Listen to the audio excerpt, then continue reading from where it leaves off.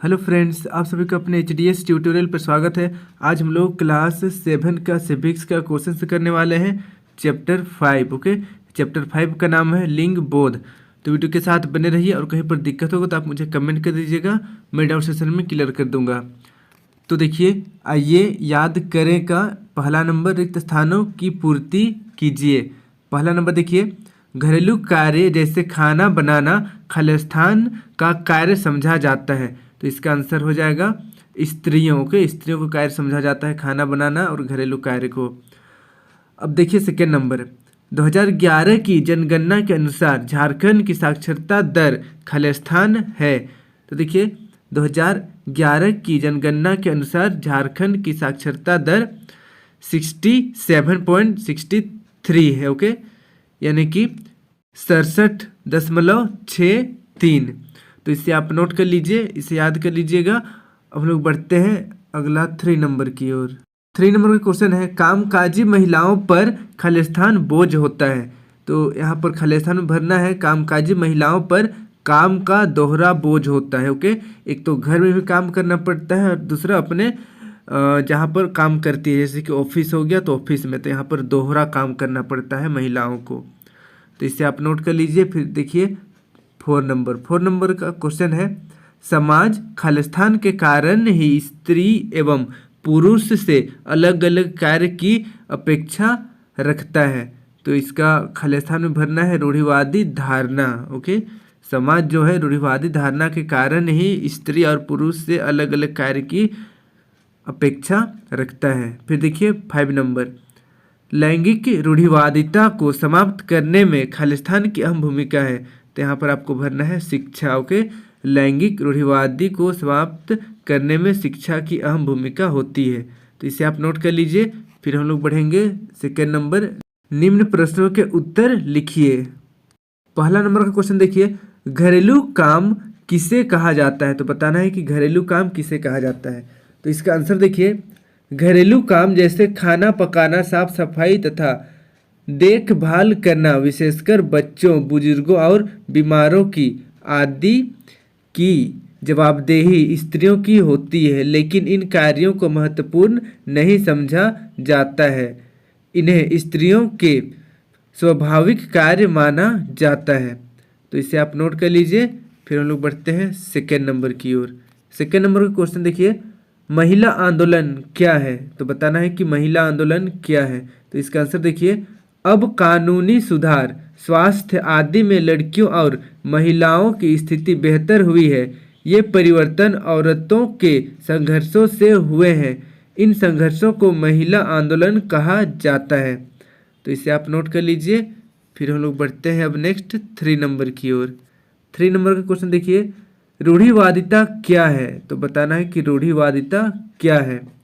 तो इसका आंसर देखिए, जब हम विश्वास करने लगते हैं कि किसी विशेष धार्मिक, आर्थिक, क्षेत्रीय समूह के लोगों की कुछ निश्चित विशेषताएं होती है या वे केवल खास प्रकार का कार्य ही कर सकते हैं, तब रूढ़िवादी धारणाओं का जन्म होता है। जैसे इस पाठ में हमने देखा कि लड़कों और लड़कियों को अलग अलग विषय लेने के लिए कहा गया।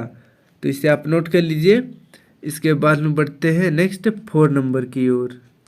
4 नंबर का क्वेश्चन है, समाज में व्याप्त लिंग भेद आधारित कुछ सामाजिक बुराइयों को लिखिए। तो देखिए, समाज में व्याप्त लिंग भेद आधारित कुछ सामाजिक बुराई को लिखना है।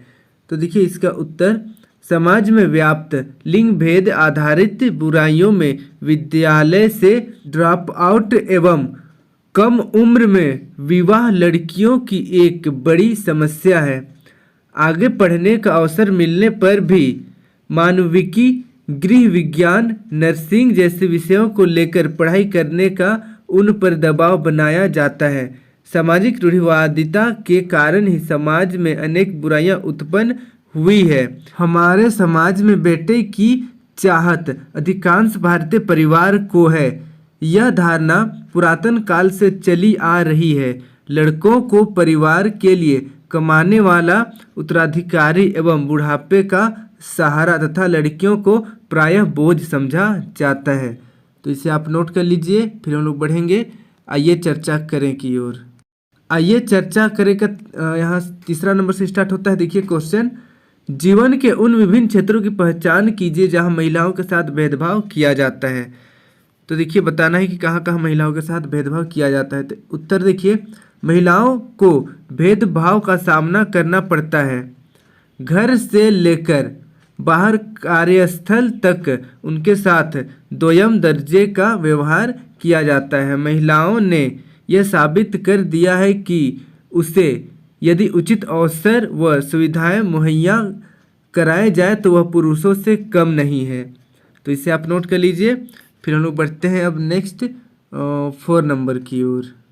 4 नंबर का क्वेश्चन है, एक बेहतर समाज के निर्माण में महिलाओं की भूमिका महत्वपूर्ण है। अपने उत्तर के पक्ष में तर्क दीजिए।